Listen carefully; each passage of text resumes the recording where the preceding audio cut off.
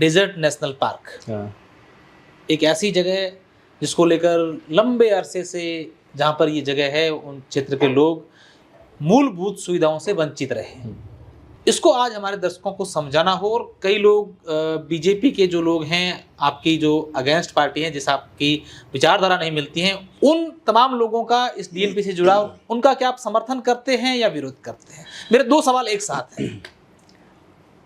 मैं दूसरे सवाल का जवाब पहले देता हूँ। हम्म, मैं हर उस चीज़ का समर्थन करता हूँ, चाहे वो किसी भी विचारधारा के व्यक्ति ने कही हो, किसी भी जनप्रतिनिधि ने कही हो, स्थानीय या कहीं के भी हो।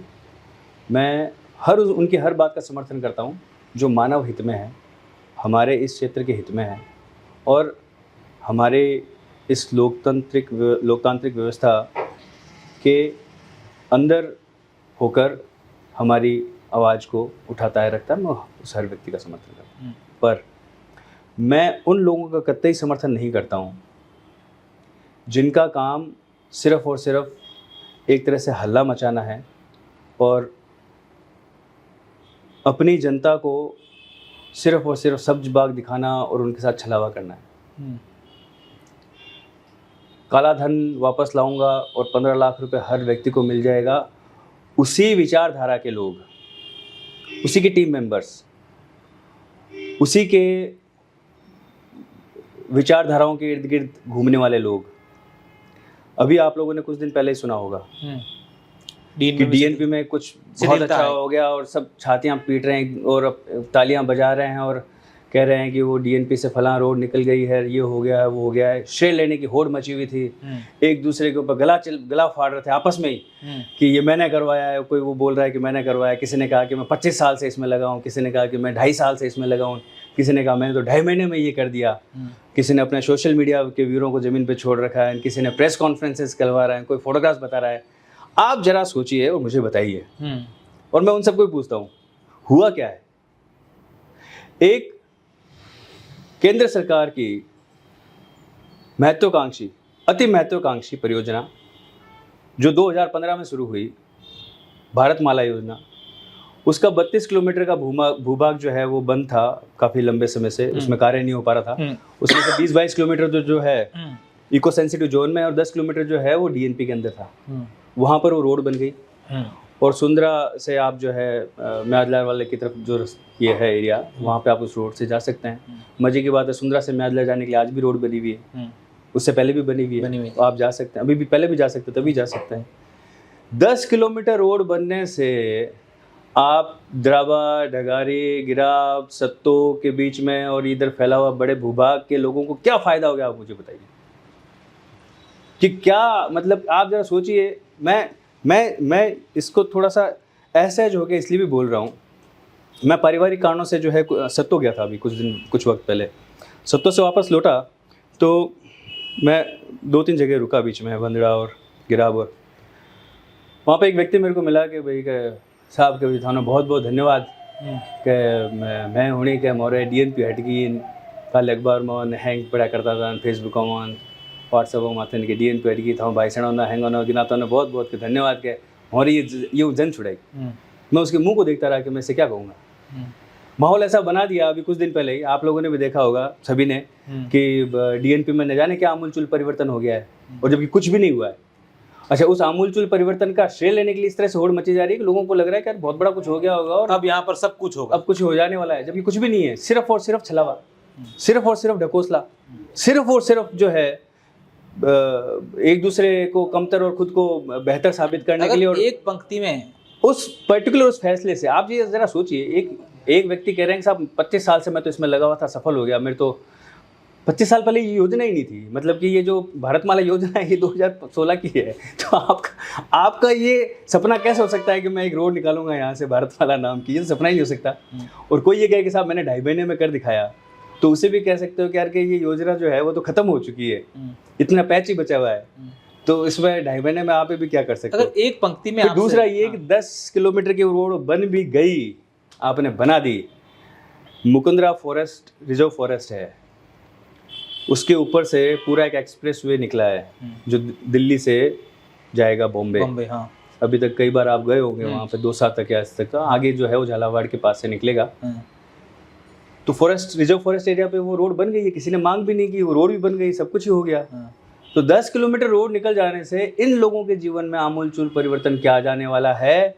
क्या इन्हें आज के समय इस बात की छूट मिली कि वो कानून की दृष्टि से तो वो वहाँ पर एक अपना आंकड़ो है नहीं, आंकड़ो ही कौन बांट सके, कानून की दृष्टि से वो वहाँ पर दिया माचिस लेके नहीं जा सकता। नहीं, ये कहते हैं अब ऐसी बातें भी, अब मोबाइल के टावर्स लग जाएंगे, सड़कें बन जाएगी ग्रामीण क्षेत्रों में। ये जो आप बता रहे हैं, ये वन विभाग का या पर्यावरण मंत्रालय का कोई भी फैसला नज़ीर नहीं होता। जैसे सपोज कि भाई वहाँ पर अगर 10-20 किलोमीटर की रोड बना दी तो वो नज़ीर नहीं है कि साहब 10 किलोमीटर की रोड बन गई फलां जगह, तो 10 किलोमीटर की आप यहाँ भी बना दो। ऐसा नहीं हो सकता।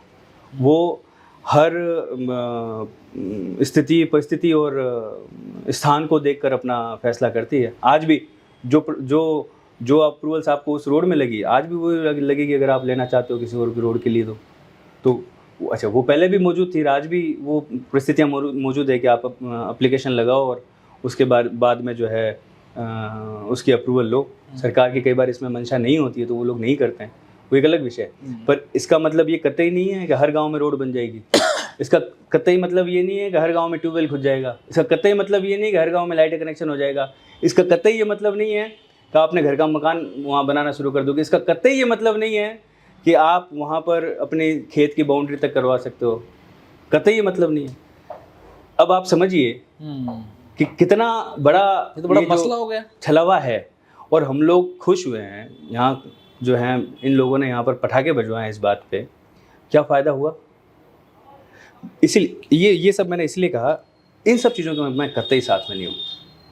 इनके मैं इस तरह की जो राजनीति है उसके मैं बिल्कुल पक्ष में नहीं हूँ और मैं कतई साथ में नहीं हूँ। ये कैंड प्रकैंड सिर्फ और सिर्फ हंगामा करके अपना जो है पक्ष मजबूत कर लेना, यह मैं तो कतई नहीं कर सकता। और जो व्यक्ति करते हैं उन्हें भी मैं ये बताऊंगा कि इस तरह से करने से जो है वो कहीं भी हमारे लोगों का भला नहीं है। आप इन पूरे का जो बातचीत है इसका कंक्लूजन है वो ये है कि यहाँ सिर्फ 10 किलोमीटर तक की सड़क की स्वीकृति हाँ, 10-12 किलोमीटर जो भी कुछ आंकड़ा होगा, 32-38 किलोमीटर की रोड उसमें फंसी हुई थी। सरकार की एक महत्वाकांक्षी परियोजना थी कि मुझे यहाँ से लेके भारतमाला रोड ऊपर तक वहाँ लेके जानी है, एक योजना थी। डिफेंस की भी हो सकता है कि उसमें कुछ जरूरत हो, वो एक अलग विषय है और उस पर एक अलग चर्चा है कि वो है या नहीं है। उस पर भी मैं बहुत ज़्यादा अच्छे तरीके से आपको बता सकता हूँ कि डिफेंस के लिए कितने फ़ायदेमंद है या नहीं है, इस बात को भी मैं बहुत अच्छी तरह जानता हूँ, पर वो एक अलग विषय। पर मेरे कहने का ये मतलब, अच्छा उसमें से भी जो कुछ वो थी वो तो इको सेंसिटिव जोन में है, जो डीएनपी का जो हिस्सा जहाँ खत्म होता है उसके बाद में बफर जोन कह सकते हो आप, या वहाँ तक थी। 10 किलोमीटर की रोड की आपको परमिशन मिल गई, सरकार ने परमिशन ले ली, सरकार ने खुद की रोड बना दी। इसमें आपको क्या मतलब आपके लिए क्या हो गया? अब अच्छा, ये फैसला कोई नज़ीर तो है नहीं कि साहब वहाँ हो गई है तो अब हर गाँव में आप 10-10 किलोमीटर बना लो, ये छूट हो गई, ऐसा तो नहीं है। ये सिर्फ योजना के तहत है, ये तो उस पर्टिकुलर रोड के लिए है। इसका मतलब ये थोड़ी है कि आप अपने गांव में अभी वहाँ छूट हो गई तो आप भी अपने गांव में 10-10 किलोमीटर तक वहाँ पर छूट है, दाता जाओ 10-10 किलोमीटर, ना थोड़ी है, ऐसा नहीं हो सकता। तो हमें क्या मिला और जबकि इसका प्रचार किस तरह से किया गया। मैं इसीलिए आपने जो कहा कि कई बार मुझे भी पूछते हैं कि यार वो फलां जो संगठन है या फलां कोई व्यक्ति है या फलां कोई दल है, वो तो यार अपनी ये तो भलाई के लिए ही कर रहा है, आप उसका समर्थन क्यों नहीं करते हो? ऐसा मुझे भी बहुत लोग पूछते हैं। तब मैं अक्सर ये कहता हूँ कि यार कि अगर उनकी बात में दम हो और उनकी बात अगर वाजिब हो, जायज़ हो, तो मैं उसका समर्थन करने वाला सबसे पहला व्यक्ति हूँ। पर अगर उनकी बात में दम नहीं है और वाजिब नहीं है और वो उनका मकसद सिर्फ हंगामा जो करना है और जनता को छलावा में रख कर और बताना है कि बस अब ये सब कुछ जो है वो हमने कर दिखाया, हो गया, इस तरह से हो गया, या ऐसा हो जाएगा वैसा हो जाएगा, मैं इस बात का कतई समर्थन नहीं कर सकता। बहुत ही महत्वपूर्ण बात है डीएनपी को लेकर वो बताई है। सर, आखिरी मुद्दा एक और अपन छेड़ लेते हैं, बॉर्डर एरिया डेवलप को लेकर यहाँ सरकार एक अलग से बजट देती थी इस क्षेत्र को विकसित करने के लिए। वो अब ऐसी चर्चा है कि वो अब इस क्षेत्र को नहीं मिलता है बजट। अब जो पहाड़ी क्षेत्र हैं डेजर्ट से कहीं इस तरह तरीके का हो गया है, ये क्या मसला है और उसको हम लोग कैसे समझ सकते हैं? मैं शर्तिया तौर पे कह सकता हूँ कि हमारे किसी जनप्रतिनिधि को ये मालूम नहीं होगा कि सरकार ने बीएडीपी योजना बंद करने के बाद, बंद कर दी, ये सभी को पता है, बंद कर देने के बाद बॉर्डर एरियाज़ का डेवलपमेंट करने के लिए कौन सी योजना शुरू की है? आप इसका सवाल अगर कोई मुझे जवाब दे दे तो मैं उस व्यक्ति का कायल हो जाऊंगा कि हाँ, कि तुमने इस बात को जाना है। अच्छा। सरकार ने बीडीपी बंद करने के बाद वाइब्रेंट विलेज प्रोग्राम एक योजना शुरू की। उसमें ये था कि बॉर्डर से जुड़े हुए जो ज़िले हैं या क्षेत्र हैं उनको विकसित किया जाएगा। ठीक है, सरकार ने योजनाओं का नाम बदलती रहती है, तो किसी सरकार की अगर मंशा है योजना का नाम बदलना तो वो भी काफ़ी हद तक मैं मान लेता हूँ कि चलो ठीक है। बीडीपी बंद की, बीडीपी के एवज में एक ये इस तरह की वाइब्रेंट विलेज शुरू की, जिसका काम वही है भाई। मैं हो सकता है कि इसका अलग से और सब कुछ वो बजट वगैरह जारी किया, पर काम तो लगभग वही है। वो इन्होंने किया। मजे की बात ये है कि उसमें पश्चिमी हिंदुस्तान जो है उनके ज़िलों को, उनके राज्यों को शामिल ही नहीं किया। अच्छा। तो जो वाइब्रेंट विलेज जो प्रोग्राम है उसके अंदर हमारा पश्चिमी राजस्थान, चाहे वो पंजाब हो, राजस्थान, वो उसमें शामिल ही नहीं है। तो यानी एक योजना का नाम बदलना और नाम बदलने के बाद में एक बड़े तबके को वहाँ छोड़ देना। आज उसमें सिर्फ और सिर्फ जो है ये हमारा जो नदर्न जो इलाका है वो शामिल है, और कुछ ईस्टर्न इलाके, नॉर्थ ईस्ट इलाके कुछ इसमें शामिल है। तो उसका पैसा हमें तो नहीं मिल रहा। बीईडीपी जब मिलेगा भी नहीं। बीईडीपी जब थी, बीईडीपी हमारे लोगों के लिए, हमारे आसपास के क्षेत्र के को विकसित करने में बीईडीपी की एक बहुत बड़ी भूमिका रही है। हमारे यहाँ बहुत सारे स्टेडियम्स जो हैं वो बीडीपी योजना बने हुए हैं। हमारे कलेक्ट्रेट के अंदर, क्योंकि बात चली, कलेक्ट्रेट के अंदर कई चैम्बर्स ऐसे हैं और जो सेमिनार्स हॉल, जो कॉन्फ्रेंस हॉल ऐसे हैं जो बीडीपी योजना में बने हुए हैं। तो आप जरा सोचिए भाई, वो तो एक खाली एक उदाहरण तौर पे मैं कह रहा हूँ। इसके अलावा बहुत सारी रोड्स जो है वो बीडीपी में बनवाई है। आप बॉर्डर पे जाए किसी व्यक्ति को, बड़े बड़े जो हॉस्टल्स हैं इस प्रकार की वो बीडीपी के बनवाए हैं। अच्छा, वो आपके लिए, वो योजना आपके लिए थी, मतलब कि बॉर्डर पे रहने वाले व्यक्ति के लिए थी कि भाई इसको किसी भी योजनाओं का लाभ, ये अंतिम छोर का व्यक्ति है तो इसे अतिरिक्त लाभ दिया जाना चाहिए। इस जो योजना का जो कारण था कि भाई या उसका मुख्य प्रयोजन जो था वो ये था कि बॉर्डर पे जो व्यक्ति बैठा है उसे योजनाओं का लाभ मिलना चाहिए, उसे अतिरिक्त योजना भी दी जानी चाहिए, क्योंकि वो विषम परिस्थितियों में, साथ ही साथ बॉर्डर पे तमाम तरह की वो दूसरी चीज़ों को भी बहुत झेलता है। जैसे हम लोगों ने बहुत युद्ध झेले हैं, तो उन युद्धों का सीधा सीधा असर हम पे कहीं ना कहीं हुआ ही है। तो ये एक तरह का कंपनसेशन योजना थी कि भाई कुछ इनको मिलना चाहिए, इनको अलग से मिलना चाहिए जो पूरे देश को मिल रहा है। बीडीपी योजना बंद कर दी गई, उसके बाद में शुरू हुई वो हमें नहीं मिल रही, उसका एक पैसा नहीं मिल रहा। इसका क्यों इस मुद्दे को नहीं देखा गया? बॉर्डर एरिया को लेकर यहाँ के क्षेत्र से कई बार बड़े बड़े नेताओं ने राजनीति शुरुआत की, सफल हो गए, बॉर्डर के नाम पर कई सारी चीजें हुई, लेकिन इस मुद्दे को लेकर हमने इस क्षेत्र में नहीं देखा। क्या आजाद सिंह मानते हैं कि ये हमारे लिए बड़ी विडंबना है कि चाहे सत्ता में हो या विपक्ष में हो, कभी इस मुद्दे को प्रखरता से इस क्षेत्र के लिए नहीं देखा गया? हाँ, नहीं, सही बात। मैंने कहा ना, ऐसे कई मुद्दे हैं जिनकी ओर हम लोग सही तरीके से देख नहीं पा रहे हैं, और कई मर्तबा मुझे ऐसा लगता है कि हमारे जनप्रतिनिधि तो जो है वो इस तरह से हाथ ऊपर करते हैं और उनके मुद्दा जो भी हाथ लग जाता है तो वो उसी में ही पीछे पड़ जाते हैं पूरा उसे। ये भी नहीं जानते कि भी इस मुद्दे की क्या अहमियत है, क्या इस मुद्दे की डेप्थ है या क्या नहीं है। और 3, 4, 5 दिन जो है उस मुद्दे पर लगातार सब कुछ होता रहता है, उसके बाद में उसमें कुछ भी नहीं होता। जैसे मैंने आपको पहले भी कहा था कि काला धन वापस लाऊंगा और 15-15 लाख रुपए सबको दूंगा। आज कोई नहीं पूछ रहा कि कहाँ है 15 लाख रुपए, नहीं तो 15 लाख देने वाले पूछ रहे हैं, नहीं लेने वाले पूछ रहे हैं। मुद्दा ही गायब हो गया। और वो मुद्दा ऐसा ही था, जाना कोई ना तो ये मालूम था किसी को कि काला धन कितना है, न लाने वाले को पता था कि कैसा लाया जाएगा। बस वो उसने हाथ ऊपर किया, मुद्दा उसके हाथ में आया, जनता में फेंक दिया, वाहवाही हो गई, खूब हाव मच गया, और उसके बाद में वही ढाक के 3 पात। तो ऐसे हमारे बाड़मेर के लिए ऐसे जो हवा में फेंक ये जिन मुद्दों की कोई ज़्यादा डेप्थ नहीं है, उसके अलावा भी कई ऐसे मुद्दे हैं जो हमारे लिए बहुत ज़रूरी हैं। उन पे हमें काम करना चाहिए, हमारे जनप्रतिनिधियों को काम करना चाहिए। और एक अकेला व्यक्ति क्या कर सकता है, ये भी आप देख सकते हैं। जैसे मैंने बताया कि भाई रूपाराम जी ने जो है पूरा एक 30,000 बीघा ज़मीन को संरक्षित कर दिया, ये बहुत बड़ी बात है। जसवंत सिंह जी ने हमें एक झटके में एम्स दे दिया, ये बहुत बड़ी बात है, ये कम चीज़ नहीं है। और आज उस एम्स से हम लोग कितने लाभान्वित हैं। लगभग हमारे हर परिवार बाड़मेर का जो है उस एम्स का पूरे लाभ जो उठा चुका है। संभाग का कहें तो कोई अतिशयोक्ति नहीं। अदरवाइज़ तो हमारे यहाँ होना बहुत मुश्किल था। फिर हमारे लोगों के लिए बॉर्डर पार जो ये ट्रेन शुरू की, कितना हमारे लोगों को इससे बेनिफिट हुआ है, ये उनका सोच था। तो एक व्यक्ति क्या कर सकता है, आप ये भी देखिए कि नर्मदा आज पूरा गुड़ामलानी का और ये जो क्षेत्र है नर्मदा नहर से हरा भरा एकदम लहला रहा है। और पीने के पानी की समस्या तो बहुत दूर चली गई अब उनसे, उनके पास पानी अथाह है। तो ये हेमाराम जी के अथक प्रयास रहे कि उन्होंने इस तरह से इन चीज़ों को आगे बढ़ाया। पर ये भी मैं कहना चाहूँगा कि हमारे बाकी के जनप्रतिनिधि जो हैं वो भी अगर इस और ध्यान दें, तो जैसे अब जो हमारा बाड़मेर ज़िला है, आज का जो हमारा बाड़मेर ज़िला है, इस बाड़मेर ज़िले में नर्मदा जो परियोजना है इसका हमें 0.5% पानी मिलता है, सिर्फ 0.5%।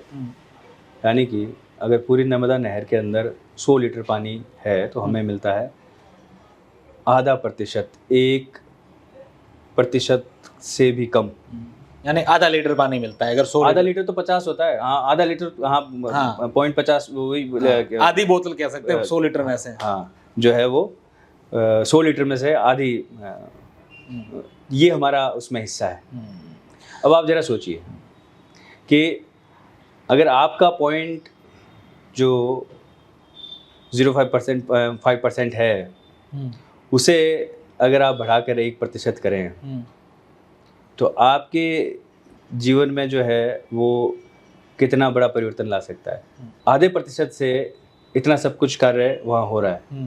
अगर 1% हो तो वहाँ से आगे, जिसमें ख़ास तौर पे हमारा चौहटन, बाड़मेर और शिव वाला क्षेत्र है, वहाँ तक नहर का पानी भी पहुँच सकता है और साथ साथ पेयजल की समस्या भी खत्म हो सकती है।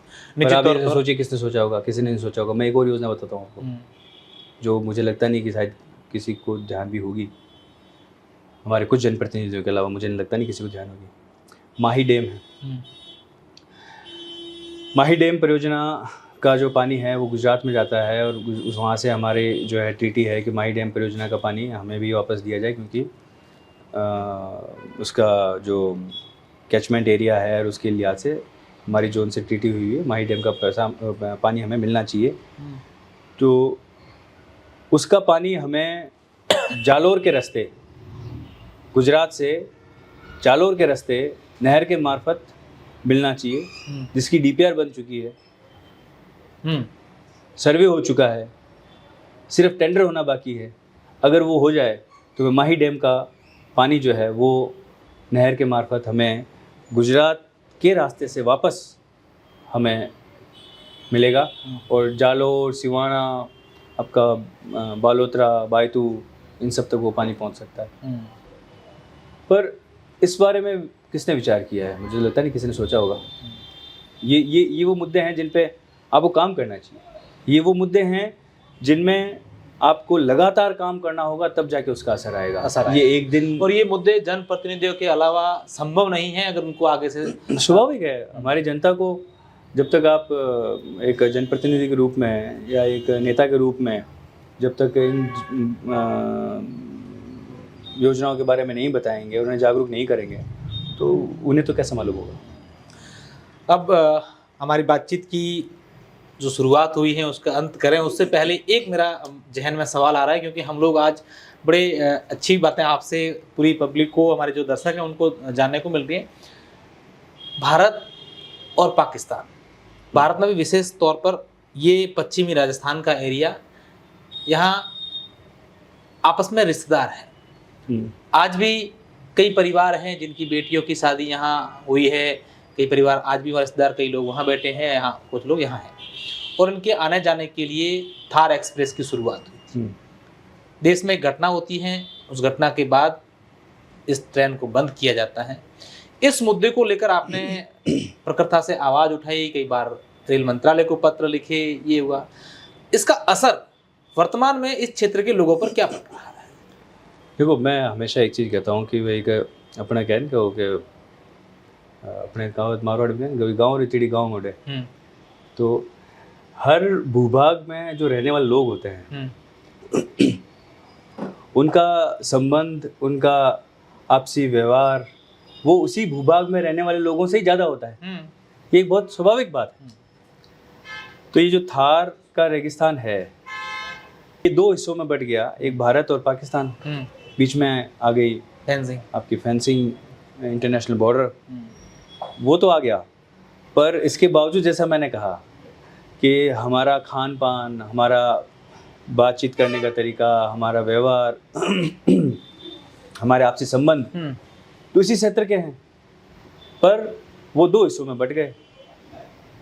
तो हमारे लिए ये थार को जोड़ने वाला जो ये रास्ता है वो क्यों महत्वपूर्ण है, वो मैंने आपको बताया कि ये इसीलिए महत्वपूर्ण है क्योंकि ये पूरा क्षेत्र हमारा ही है और हम यहाँ के वासिंदे हैं। अब वो उस देश में चले गए, हम लोग इस देश में रह गए, वो एक अलग विषय है, पर हमारा खान पान, आना जाना, व्यवहार सब एक जैसा है, एक जैसे दिखते हैं, एक जैसे हमारी खान पान की इस क्षेत्र का उसे रोटी बेटी का नाता भी है, वो भी है। और चूंकि एक ही भूभाग में रहने वाले जो लोग होते हैं वो उनका बहुत सारा तौर तरीका जो एक जैसा ही होता है। थार की जो भी समस्याएं होंगी वो भी उधर भी वैसी होंगी, जो थार का अच्छा होगा जलवायु वो उधर भी अच्छा ही होगा, और थार के जो फायदे होंगे उधर भी फायदे उतने होंगे जितने उधर होंगे। तो वो एक ही तरह, इसीलिए इन दोनों के बीच में आना जाना जो है वो के साधन खुला रहना चाहिए। आप ये सोचिए कि पहली मर्तबा ये ट्रेन जो है वो 1800 और कुछ में शुरू की गई थी, 1870-80। और तत्कालीन जो जोधपुर महाराजा थे उनके ये प्रयास थे, और इस ट्रेन से जो है वो हैदराबाद और आगे फिर कराची और इन शहरों को जोड़ा गया था ताकि हमारे लोग जो है वहाँ जा सकें, वहाँ के लोग यहाँ आ सकें, और ख़ास तौर पे जोधपुर से लेके हैदराबाद के बीच में जो थार डेजर्ट है इसके लोग भी आपस में सफ़र कर सकें। तो उसका नतीजा ये हुआ करता था कि जोधपुर से लोग जो है मिठाइयाँ और सब्जियाँ लेके जो है वहाँ से बैठते थे और वो हैदराबाद तक पहुँचते थे, वहाँ अपने वहाँ छोड़ते थे और वहाँ से कुछ और लेके आते थे और वो यहाँ तक ले आते। ये फिर जब अंग्रेज़ों के समय भी ये ट्रेन चलती रही, आज़ादी के बाद में कुछ समय के लिए बंद हुई, फिर वापस शुरू हुई, फिर एक लंबे समय तक बंद रही, फिर 2000 जब मनमोहन सिंह जी की सरकार थी तब इसे वापस शुरू किया गया। तब से लगातार चल रही थी और यहाँ से दोनों तरफ के लोग आ जा रहे थे, जिसमें बड़ी संख्या में बाड़मेर, जैसलमेर और जोधपुर और यहाँ के सारे स्थानीय लोग थे। उनका आना जाना लगातार उसमें जारी था। फिर जो ये बालाकोट वाली जो घटना हुई, उस घटना के बाद में इस ट्रेन को बंद किया गया। फिर उसके बाद में कोविड आने से भी ये ट्रेन बंद रही। तो चलिए कारण वाजिब भी मान लेते हैं, कोविड और इन कारणों से बंद हुई, वाजिब कोविड के कारण वाजिब था, सभी पूरा विश्व जो बंद था। पर मजे की बात यह है कि आज उस समय जो बंद हुई ट्रेन से इस तरह के जो साधन हैं वो सारे शुरू हो गए। पंजाब से आप जा सकते हैं, अटारी से आप जा सकते हैं जहाँ ये घटना हुई। हाँ, घटना ऊपर हुई, हाँ, आसपास के एरिया में। हाँ, मतलब वहाँ से जा सकते हैं आप। अटारी में आप ट्रेन से जा सकते हैं, वाघा बॉर्डर से आप पैदल जा सकते हैं, बाय बस जा सकते हैं। उसके बाद में आप फ्लाइट से जो है आपके पास कई जरिए हैं जाने के, पर हमारा ये जो रास्ता है ये अभी तक बंद है। और ये क्यों बंद है, ये इसका भी जवाब किसी के पास नहीं है। आप ज़रा सोचिए कि सामने रहने वाला 25 किलोमीटर दूर एक व्यक्ति वहाँ से रवाना होके लाहौर पहुँचता है, लाहौर से फिर वो दिल्ली आता है, दिल्ली से वापस बाड़मेर, जोधपुर आता है, बाड़मेर आता है, फिर परमिशन लेके वो गडरा में अपने घर के सामने 15 किलोमीटर दूर जाके किसी अपने परिजन से मिलता है। कितनी बड़ी विडम्बना है ये। प्लस कई हमारे वहाँ परिवार ऐसे हैं, क्योंकि हिंदू धर्म में सहगोत्रीय शादियाँ नहीं होती हैं, तो कई हिंदू धर्म के ऐसे कई परिवार हमारे वहाँ पर हैं जो एक ही गोत्र की वहाँ संख्या ज़्यादा है, तो उन्हें शादियाँ करने के लिए भी जो है वो हिंदुस्तान आना पड़ता है। और यहाँ के परिवार भी यहाँ के परिवारों के पास तो ऑप्शन ज़्यादा होते हैं, तो वो कम जाना पसंद करते हैं। वहाँ के लिए तो मजबूरी है, उनको तो आना ही पड़ेगा। तो वो शादी करने के लिए आते हैं, तो ज़रा सोचिए पूरा अपना परिवार लेके, कितनी लंबी दूरी तय करके, कितना सारा पैसा खर्च करके, और कितनी सारी जद्दोजहद करके, और फिर वो यहाँ पहुँचता है। तो ये बंद क्यों है, इसका जवाब किसी के पास नहीं है, किसी के पास नहीं। उम्मीद करते हैं कि आज तमाम मुद्दों पर चर्चा हुई, उन सब पर विचार विमर्श हो, जनता इसको लेकर जागरूक हो और सरकार जनप्रतिनिधियों से जवाब मांगे। अजय सिंह जी, आपका बहुत बहुत धन्यवाद इस ओरण के विषय को लेकर, डीएनपी के विषय को लेकर, तमाम विषयों को लेकर विस्तृत बातचीत की। और हमारे स्टूडियो मैं फिर से आपको ये कहता हूँ कि डीएनपी जैसे और ऐसे विषय हैं जिन पे हमें लगातार काम करना चाहिए, और आप पत्रकारों की उसमें बहुत बड़ी भूमिका हो सकती है कि क्या सही है और क्या गलत है और किस तरह से आगे बढ़ा जा सकता है इसमें, क्योंकि आप लोग जन चेतना में और लोगों को जागरूक करने में आप लोगों की एक बहुत ही महत्वपूर्ण आप कड़ी हैं, जिसमें आपको भी आगे बढ़कर पूरा अपना दायित्व निभाना चाहिए। वो डीएनपी और इस तरह के जो मुद्दे हैं जिनसे हमारा क्षेत्र बहुत ज़्यादा प्रभावित है, उन मुद्दों पर हमें बात करनी चाहिए मिलकर। निश्चित तौर पर बहुत बहुत धन्यवाद।